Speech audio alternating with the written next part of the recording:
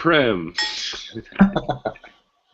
So I'm really excited to have this conversation with you. I think, as I told you, Prem, the world needs to know who you are and what you bring to the world and the gifts that you bring, the many gifts that you bring. So I'd like to begin by, you know, for you to share your background. Like, where were you born?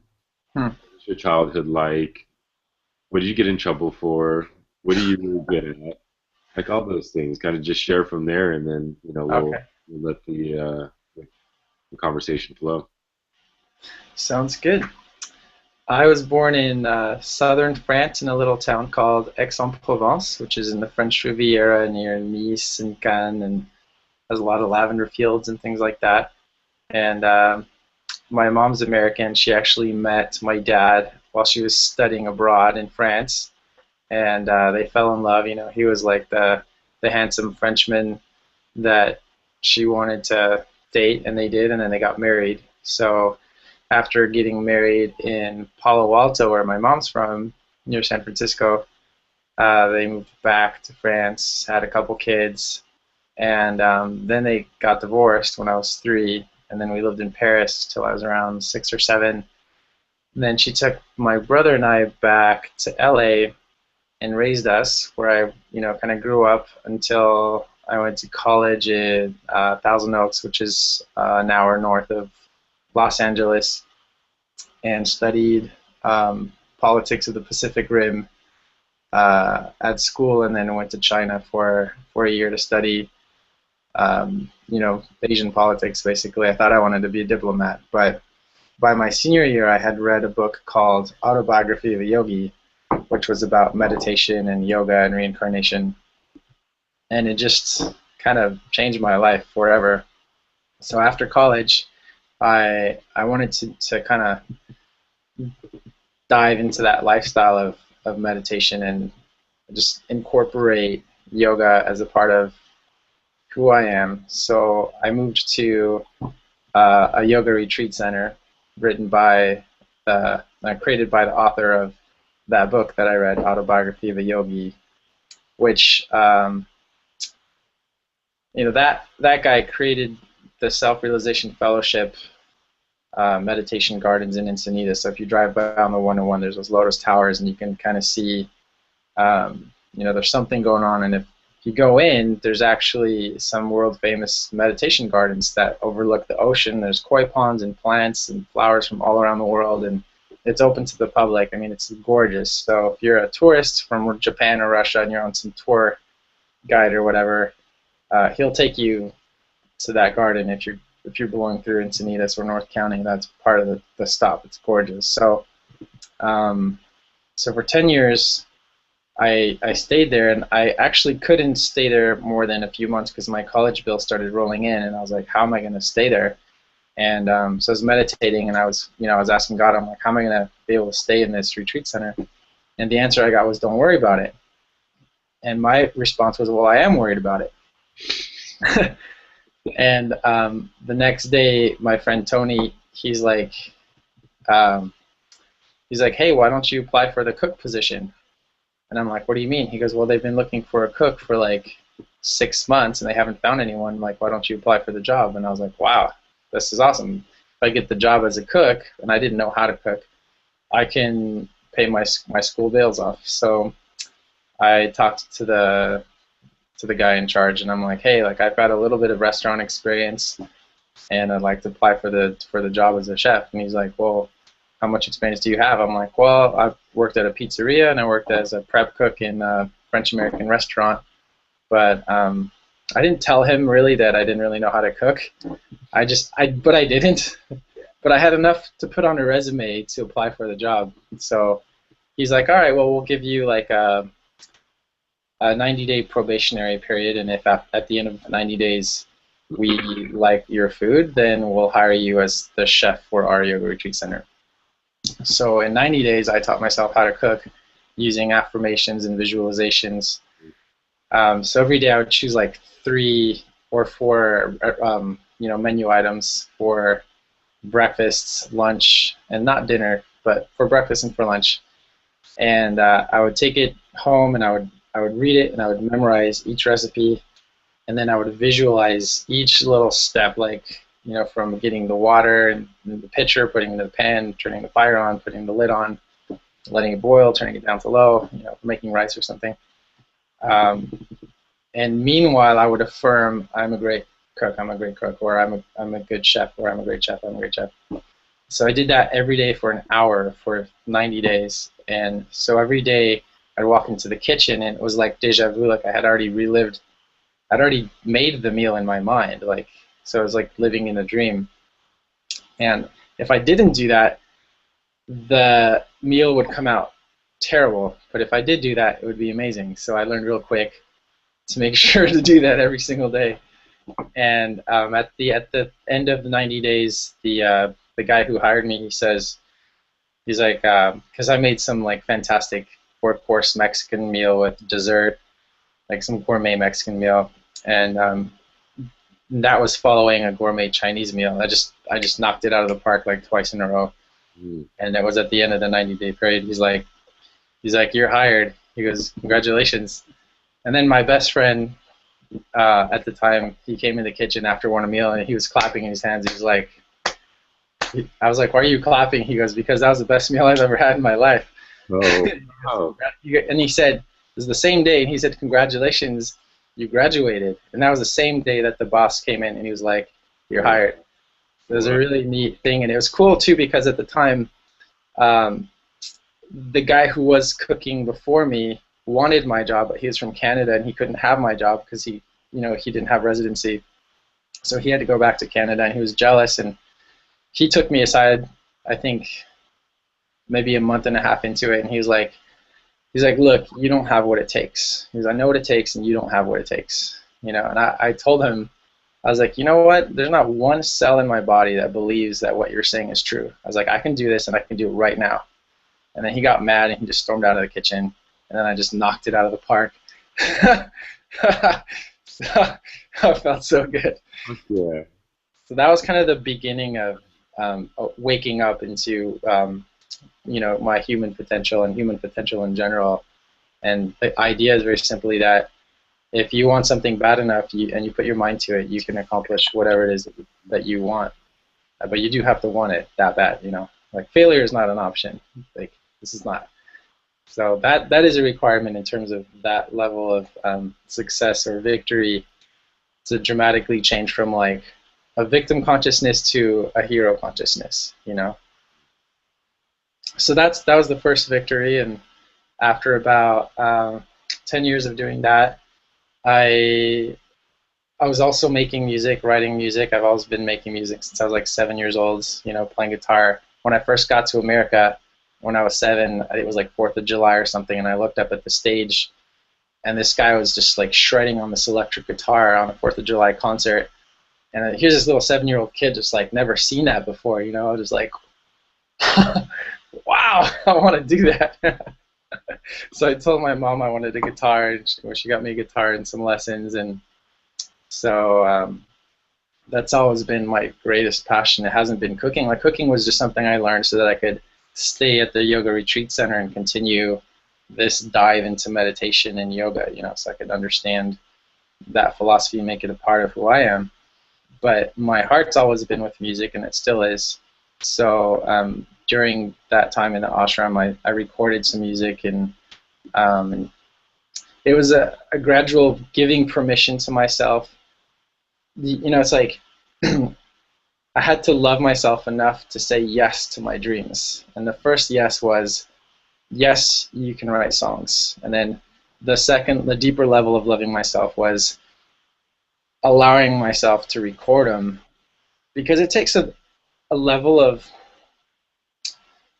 I think courage to put yourself out there for people to criticize what they hear, because you can give someone a CD and like you give it to a lot of people and they're like, wow, that sucks, like that could ruin your self-confidence as a musician. But so I gave myself permission to do that, and I had a really good response from the first CD I put out in 2009. And the third level was making a band, that it's constantly like having more and more courage to express myself and share myself with others. So the band, started doing like playing at yoga studios and things like that, because the music is a combination of like Sanskrit mantras and English lyrics. And the idea is to introduce the American mind to yoga through music, create a bridge without making it really weird. So it's like yoga rock. It's not just, like Hindu music, which to the American mind would be really weird. So made a band, and then the first concert, I think 4 people showed up, and 5 years later, we just did a show for 65,000 people in October. So it's grown and it's been received very well. And the next level is just to ask the questions like, what needs to happen for the music to go on the radio? And so I met a producer in LA, and he wants to work with me. And of course, as they all are up there in LA, anybody who's in the industry and is making radio waves, they cost money. So the next step is just getting, I think 25K to make this album happen, which is a lot of money, but I think I found the people who want to fund it. So that's the next kind of exciting thing. And I'm like, hey, here we go. And then you in the EvoRoom, you're like always inviting me to share my music with your people, and your people become my people. This group of friends that we share has now turned into like this family. This beautiful family keeps growing, keep populating the planet with beautiful hearts. So that's kind of my life in a nutshell so far.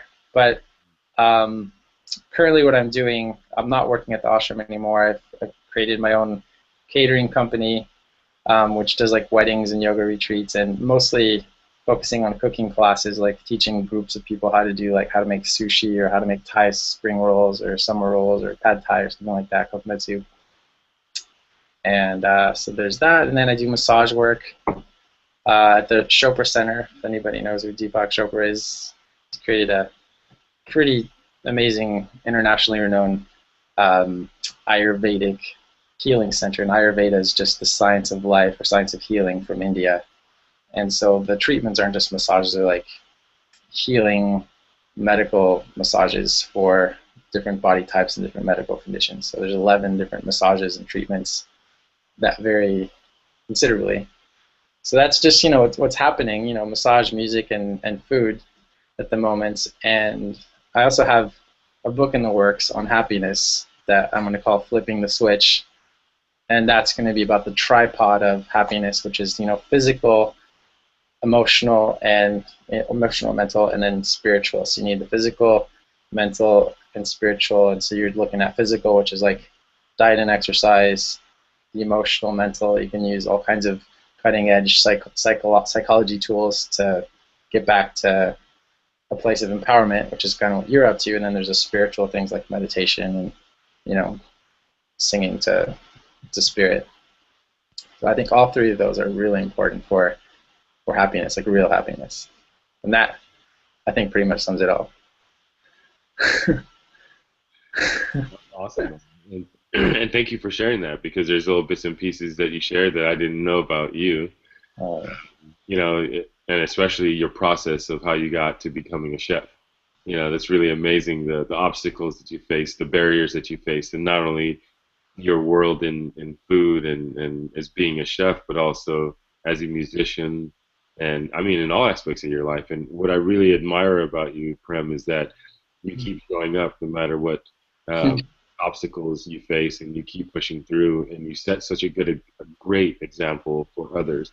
And that's really important to have in this world, and why I'm very attracted to you as an individual being, because we need more role models in this world that are leading with love in their hearts, and really wanting to contribute and make something good of their time here on earth. And that's what I see you doing in such a beautiful, special way.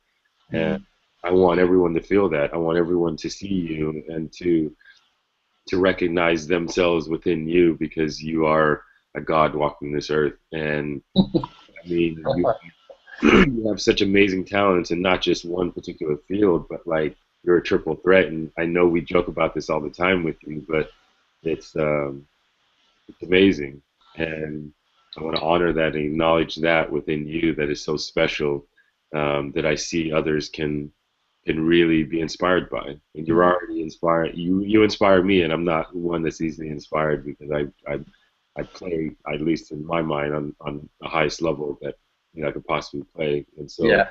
for you to inspire me like that, I know you're inspiring many others as well. And so it's within my mission to put you on that world stage, as I've always been saying, and I'm going to keep saying it because I know that's what's going to make it manifest into reality. And I've been working my ass off to create this stage for not only yourself, but for many others that want to share their gifts in a really loving, special way. So thank you. I want to thank you for the way you've shown up in the world and for never giving up on your dreams and for showing others that your dreams can be a reality. I mean, from going to a concert that only had four people to playing in front of 65,000 in 5 years. It's amazing. Yeah. Really amazing. Yeah. Thank you, Jay. I appreciate that. And I don't know what to say other than there's no other better idea that I have than love. It's like there's no better idea. So that's what that's what we're up to. Yeah. Yeah. And my greatest wish for everyone is to find that thing within themselves. Like I think everyone has something within themselves that they can do in their own way that's better than anyone else, and that helps people, and that when they're doing it they feel a sense of timelessness, and it gives them great joy.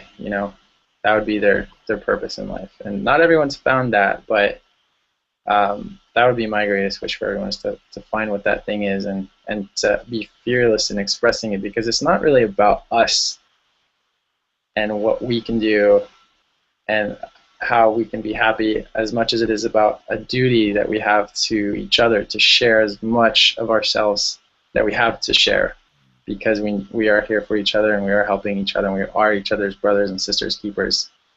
So to get that ego and that fear and that humbleness, which isn't really, people think humility and shyness is the same thing. Is nothing. True humility is realizing that you're made from omnipotence. That's like omnipotent force and energy created you in its image. So that means, yeah, like you're saying, like you are a god, and that's a really controversial thing to say, but when I say that, I just mean like there's only one love. There's only one of us here, and the only humility is to walk in that context of like there's only one. So why hold back? You know, like just shine in your full glory Yeah. of that oneness. And you're doing it. You're just not speaking it. You're actually doing it, and that's what I love about you, um, and your approach to it. There's a lot of musicians out there. There's a lot of chefs out there. There's a lot of people that do massage. But the way you show up within those particular fields, I think, is a really special way that you show up, and which is what inspired this conversation that we're having today. Like, I want people to know who Prem is and why he shows up the way he does, and what's your story and what's your why behind the things that you do. And I think it's really important for people to understand that about you, because when they realize like how much love that you put in the things that you do, then they'll understand why your fucking food is so good, why your music is so good, and why the massages feel like magic. Share them because you come from a place that unfortunately not a majority of the world comes from, and we both want that. We both want everyone to come from that place because we know what will be produced as a result of coming from that place. And so it's really important for me to sit down with you, to share you with the world so that they can understand where you actually come from. And if I become attracted to that, I know others will as well, because we all want love. We all want to be loved, and you're Yeah. giving it to the world, and I want people to receive that from you. Yeah. Be love. Mm-hmm. I love that. Be love. Love, totally being that. So, with that said, in the Evo room, what's really important is that, or what our mission is to help those that are impact players, change makers, or whatever you want to call them. We want to help those individuals make greater impact in the world, and do that by designing these unique experiences that accelerate growth. Yeah. So, in order to do that, of course, within the facilitators and the people that we bring in that are the experts in their fields, they have to show up in a certain way.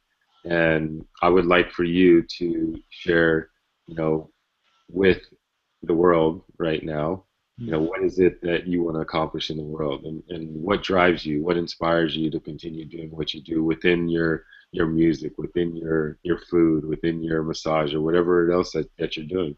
My mission is to break people's hearts wide open, through my actions, whether it's massage or music or food. And my greatest desire is to do it through music, and it's not like an overnight thing. Like, it does take a while, and it's kind of like a graph, like it goes up. And in the meantime, there's bills to pay, but I have been committed to doing things that I love for a living. So I'm very blessed to do that. And while I work to really manifest that, that music is the primary expression to break people's hearts wide open, because it's I think it's the way I can reach the most people at once. 65,000 people is a lot of people to be sending a message of love to. And like, there's forgiveness songs, there's songs about love, there's songs about, like, we come alone, we come alone, and we go alone with God alone. Like, you come alone and you leave alone, but with God. And so that's something important to remember too, that you can't take anything with you, and you can't take anyone with you necessarily, but love you can take with you, and it comes with you, and it'll leave with you. So that kind of platform is definitely where I'm interested in playing, and that's definitely my mission. So breaking hearts wide open. Wow. Nice. And you're Yeah. already doing that, so that's really awesome. And you jump into. Yeah. Like, I want people to know also, like, what's your genre of music, or how would people describe it or label it? It would be alternative rock slash reggae with just a hint of hip hop and um, like Sanskrit courses. So, it's modern, it's fun, you can dance to it, you can relate, and then there's that intriguing, like, what language is that and what does it mean? And then when you ask, you'll find out that what I'm saying is, may all beings be free and happy everywhere in the universe. Yeah. And And then you're like, wow, that's cool. what I love about what I love about you, Prem, is that one thing that I don't normally see in the world today is really entertaining, engaging music, but with the lyrics of love, and of spirituality, and those things that I believe we need to be talking about more and having more conversations about, and Yeah. able to fuse those two together, that makes it really desirable and attractive to listen to. So Mhm. that's something that I find is rare, but you do really fucking well. And I'm always jumping around and dancing, as you already know. When you're playing and you're performing, oh my goodness, just you know, I Yeah. really fall into it, and I love that about you. Yeah. I think this is a transmission of energy, like from my brain, my heart, into other people's brains and hearts. And just to show people what's possible, like, you don't have to try to act cool and try to be someone else. Like, forget about all that stuff and just be happy and be Express. yourself, which is happiness. I think that's my major belief, is people's essence is happiness. And you just have to get through all the debris and all the clutter and all the mind chatter to see, like, oh, I'm love. Like, literally, 'cause what I am is energy, and that the way I feel energy is light. That's the way I see it, and the way I feel it is love. And then there's no actual limit to how much love I can feel. I can turn into ecstasy at any time, depending on how deep I want to get in there. You know? Yeah. So we've been talking a lot about your music, in this conversation, and I'm curious if you'd be willing to give us a little 30-second, one Oh, minute really? of what you got, man. I see it. Okay. I wasn't expecting that, but yes. One second. Awesome.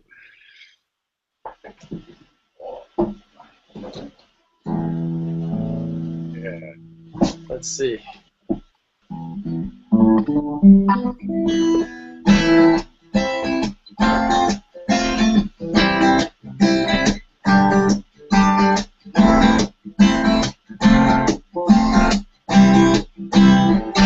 Open up your heart, and let your light come shining through. Open up your heart,